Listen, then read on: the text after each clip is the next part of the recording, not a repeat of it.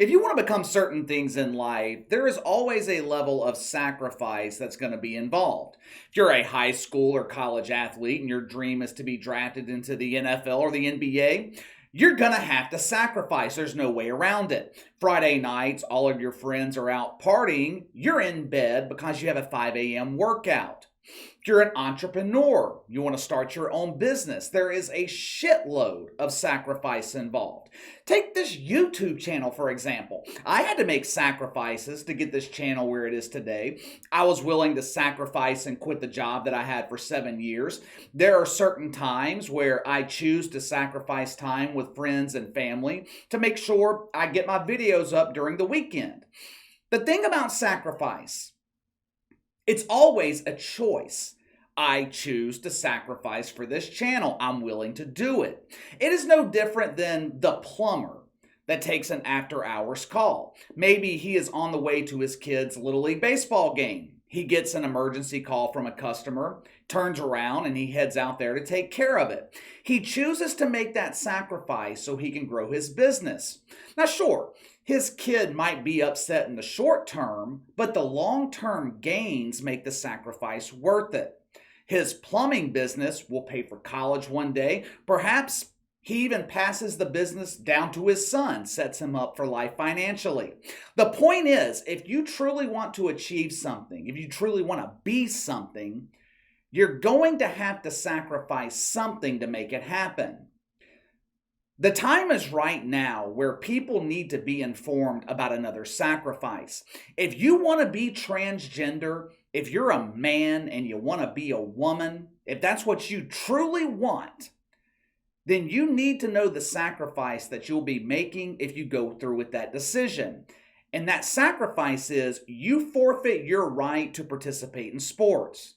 It needs to be that cut and dry. The message needs to be as clear as I just laid it out. If you want to be transgender, you will not be allowed to participate in sports. No exceptions, no case-by-case basis. I don't give a fuck if you're a woman transitioning into a man and want to compete against men and get your ass kicked. The bullshit has to end. If you choose to be transgender, you willingly sacrifice your right to participate in sports. Well, Casey, that seems kind of harsh. Shouldn't women who are willing to become men be allowed to compete against men? They are setting themselves up for failure. No, they shouldn't, and I'll tell you why. We are past the point where you negotiate with graduates of woke you. You gotta treat these people like children. Do you negotiate with your kid? No. Why is that?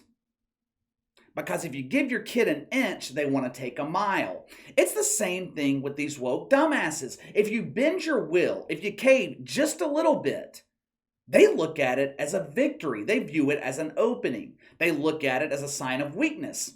I've been telling you guys for months, ever since we started covering Lia Thomas, which was months before the mainstream media did. I've been telling you guys for months, this entire Lia Thomas saga, it has nothing to do with trans athletes. Lia Thomas is just a pawn. He's being used, and until he no longer serves a purpose. Once the woke shit fucks are finished with him, they'll remove Lia Thomas from the media spotlight and put him next to Bomani Jones on HBO where no one will see him. This afternoon, I was reading a surprisingly unbiased report in the New York Times about Lia Thomas. Just in case you don't know, the next goal for Leo is to take his dream-crushing ways international and steal gold medals in the Olympics. That simply can't happen. We can't have this fuck representing America in the Olympics. But anyway, the New York Times said the disagreements around Lia Thomas competing center around the science, the fairness, and inclusiveness. While this assertion is actually correct, this should not be what the debate is centered around. We already know the science. The New York Times, they quoted an actual doctor, not some shitfuck Peter beater from Woke U claiming to be a doctor. The New York Times quoted a doctor from the Mayo Clinic. The doctor pointed out the drastic differences in performance levels between male and female athletes. I don't need a doctor to point that out for me. I don't need a PhD. I've got 20/20 vision. I can see the difference. The debate, it should not center around fairness, and it damn sure shouldn't involve inclusiveness. No debate should be focused on a woke boner word. To hell with inclusion. In this situation right here, we need to be talking about exclusion, the exclusion of trans athletes from competing in sports. This debate doesn't need to focus on any of those three things. It should be focused on right and wrong. This is not a scientific debate. It's not a political debate. This is a moral debate. There is a reason members of Woke United Methodist are fighting so hard on this gender issue. I want you to listen to a former teammate of Lia Thomas at the University of Penn. She was interviewed by Matt Walsh. I believe the interview actually premieres tonight. There's a short 1-minute clip, though, that is circulating the internet. There were a couple of things this former teammate shared that sheds light on the true focus behind Lia Thomas. Watch for yourself. There was a lot of things you couldn't talk about that were very concerning, like a locker room situation. If you even brought up concerns about it, you were transphobic. If you even bring up the fact that Lia swimming might not be fair, you were immediately shut down as being called a hateful person or transphobic. But there's never any conversation. The coaches don't sit everyone down and acknowledge what everyone's really upset about. So Penn actually brought in people high up in the athletic department to talk to us. They brought in someone from like the LGBTQ center. They brought in someone from the psychological services. So you're upset about what's happening, and so you need psychological help. Yeah, and they told us in this meeting, they said, look, we understand there's an array of emotions, but Lia swimming is a non-negotiable. However, we can help you make that okay. That's what we're here for. First of all, these young women who continue to speak out, they need to show their face. They need to quit doing this anonymously. Speaking under the condition of anonymity, it reduces the impact of what you're saying. I understand the fear of reprisal. I understand they fear retribution from the university, the NCAA, or the virgins who cohabitate on Twitter and never touch each other unless they both belong to one of the same 53 genders. I get all that. But if you're going to speak out, just speak out. Anyway, there were 3 things that caught my attention in that short clip. 1, the expectation of compliance. She said there were certain things that we were not allowed to talk about or bring up when it came to Leon. If they dared to speak against it, they were labeled transphobic. This expectation of compliance, it was coming from the administration, the adults. On average, it costs $81,000 a year to send your child to Penn. So you pay over $300,000 for your kid to become a woke, compliant shitfuck. Second, the school brings in someone from the psychological center to make these girls think something's wrong with them. We have provided you with counseling. Let us help you get over your blatant transphobia. Don't feel bad. It has been carved in you since birth to hate men who want to be women. The ladies in that room should have said, we're not the ones that need a psych evaluation. Look at that dude over there. He's the only man in this locker room full of females. He thinks he's a fucking woman. He is the one that needs a psychological evaluation, not us. Number 3, and this to me was the most telling admission. It was towards the end of the clip where the psychologist from Woke U tell these young women they can help make Lia Thomas competing against them feel okay, seem okay. It's not okay. It's the furthest thing from being okay. It's fucking wrong. They are trying to make this issue so convoluted and confusing, it sounds like this dumbass right here. Yeah, bro, actually I'm super straight. What does that mean? Are you like really good at fishing? No. Navy lacrosse? 3-in-1 body soap? No, it means I'm only attracted to cis women.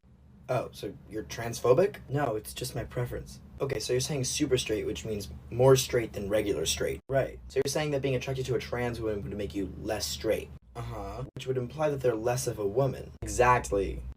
Yeah, that's just transphobic. Were you confused by that? I was. I think the message he, she, they was trying to convey was if you're a normal dude, and you're not sexually attracted to men pretending to be women, you're transphobic. If that's the case, I guess I'm transphobic because I'm not attracted to men, period, much less a dude dressed like Rachel Levine. I go back to the question that I've asked twice and have yet to answer. Why are graduates of Woke U fighting so hard for transgender athletes? Is it because they care? Oh, we care so much about the rights of less than 1% of the population. It makes no sense politically to fight for the rights of less than 1 million people. So why are they fighting so hard on this particular issue? Because if they can get the majority of the population to bend on the issue of trans athletes, they can convince you of anything. Just think about the absurdity of this debate. 10 years ago, did you ever think we would seriously be debating about the rights of Frank Thomas to spread his trans love in swimming pools across the Ivy Leagues? It's absolutely ridiculous, but like I said, if the woke win on this issue, if they could even get you to bend on the issue, it's over. Because every other issue by comparison can't measure up to this level of absurdity. Compare this issue right here to abortion for a second. When abortion started in the early 70s, it started small. I believe the cutoff point back then for having an abortion was like, 8, 12 weeks. Don't quote me on the number, I'm not entirely sure, but there was a cutoff point. But then the needle moved further and further. You had doctors in some states wanting to perform abortions at 7 months, 8 months, 9 months. Then we got to debating about partial birth abortions. Then it moved to the point where the other day, I read an article about some shit-fuck doctor in California trying to justify abortion after the kid was already born. That is not a baby over there in the ICU. It is simply a combination of organisms that happens to have a beating heart with fingers and toes. If someone killed that same baby on the street, it would be called murder. If some dumbass doctor kills it in the ICU, it's called abortion. Do you see the absurdity? It's the same thing with trans athletes in this debate. You can't give in to these people. It starts with Lia Thomas. Then it'll move to the first trans WNBA player. Then we'll see the first trans NFL player. Once she suffers a traumatic brain injury, the same people fighting for her right to play will sue the NFL for negligence for allowing her to play. On the surface, this is a moral debate, but this is really about control. How far can they push before they encounter resistance? These people want to control every facet of your life. They want you so exhausted from fighting this ridiculous bullshit that you just eventually give up. This is what these people do for a living. Their cause is rebuilding the system the way they want it. They use every tool at their disposal, and right now, Lia Thomas is one of their biggest tools. If they can convince the majority of people that trans athletes have the right to compete against the gender of their choosing, then they know the moral foundation of this country is shattered. They'll be able to get away with anything if this happens. This should not be up for debate. If you choose to become transgender, you forfeit your right to compete in sports. Simple as that. Case closed. But let me know what you think. Another former teammate of Lia Thomas speaking out anonymously. Should transgender people forfeit their right to compete in sports? Sound off in the comments below. Make sure to like and subscribe. Click the notification bell to receive all notifications from the channel. Best way to contact me is by email at btlkc84@gmail.com, KC_BTL84 on Twitter. I'll see you guys tomorrow.